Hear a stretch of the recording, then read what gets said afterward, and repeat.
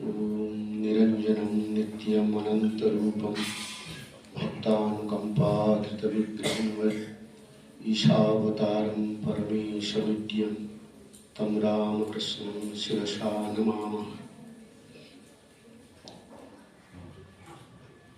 आज 24 ডিসেম্বর আমরা উদযাপন করছি খ্রিস্টমাস ইভ। খ্রিস্টমাস ইভ এই জিনিসটার সাথে মোটামুটি যারা রামকৃষ্ণ ভাবধারার সাথে যুক্ত তারা অনেকে একটা আইডিয়া করতে পারেন। যাদের জন্য এটা প্রথমবার তাদের জন্য মূলত আজকে এই আলোচনা। তো আজকে আমরা যে খ্রিস্টমাস ইভ আলোচনা করব সেটা কয়েকটা পার্ট আছে।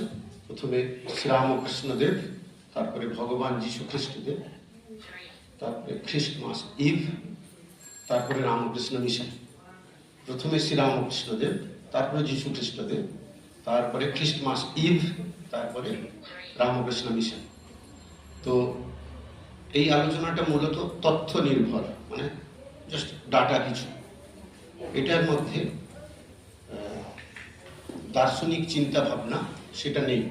দার্শনিক চিন্তা ভাবনা আমরা কালকে আগামীকাল 25শে ডিসেম্বর যীশু খ্রিস্টদেবের জন্মদিন উপলক্ষে ওইটা যীশু খ্রিস্টদেবের জীবন এবং বাণী আলোচনা করব আমরা। তো আজকে আমরা খ্রিস্টমাস ইভ সম্বন্ধে আলোচনা করছি। আমরা যে সময়ের কথা আলোচনা করছি সময়টা ছিল 1876-77, 1876-77 এরকম একটা সময়।